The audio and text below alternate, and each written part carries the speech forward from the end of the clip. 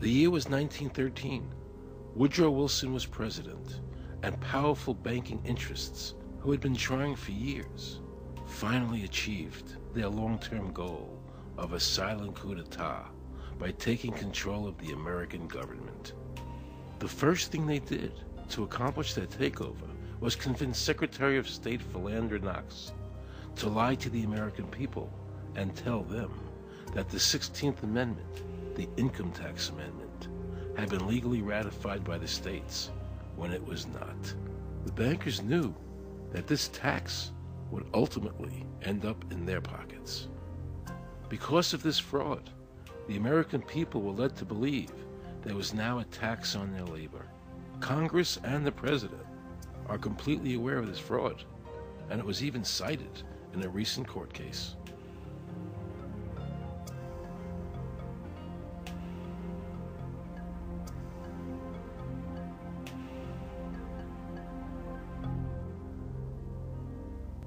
That very same year, the bankers committed their second and by far the most diabolical fraud ever perpetrated on the American people by bribing senators to pass the Federal Reserve Act without the required constitutional amendment. All in favor, say aye. They did this during Christmas vacation, when many senators were home celebrating their holidays with their families.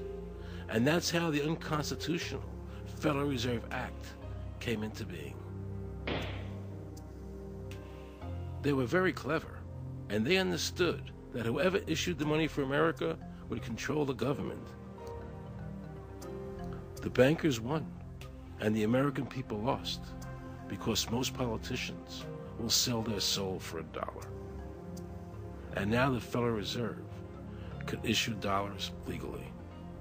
As Mayor Rothschild said, "Give me control of a nation's money supply, and I care not who makes its laws." He knew that he and the other bankers would now control the laws of the nation. Government gave these bankers one of its most important powers, and now had to borrow money from them and pay interest to finance the government. So the American people were forced to lower their standard of living and pay a graduated income tax to the government, just so the government could give these bankers more profits. President Woodrow Wilson, who signed the Federal Reserve Act into law, later said, in regret, "I am a most unhappy man. I have unwittingly ruined my country. A great industrial nation is now controlled by its system of credit. We are no longer a government by free opinion, no longer a government by conviction and the vote of the majority, but a government by the opinion and duress of a small group of dominant men." The Federal Reserve was created by Congress in 1913, and it was entrusted with the power granted originally to the Congress by the U.S. Constitution to coin money and regulate the value thereof.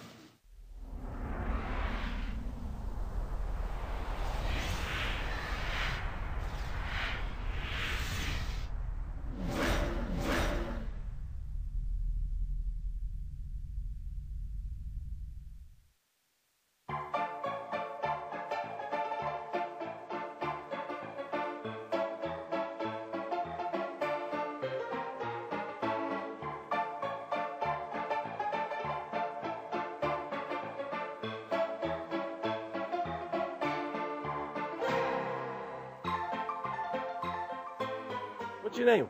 Jan Crafting? Hi, Jen. I'm Aaron Russo. I produced the movie Is this a joke? Am I gonna No, make no, it that's look not a joke. foolish? Okay, good. No. I produced the movie Trading Places with Eddie Murphy and The Rose with Bette Midler, many movies, and I'm doing a feature film. And my film is about my quest to find out whether or not people pay income taxes. Do you pay an income tax? Yes, I do. You do? Yeah. Have you ever seen a law that requires you to pay an income tax? Have I ever read it? You mean in the page, black and white? No, Yeah. no. So you pay the income tax, I assume? Of late. Well, actually, no, I didn't file last year, but I'm sorry, is this on film? No, I paid my tax. My question to you is, have you ever seen a law that says you have to pay an income tax?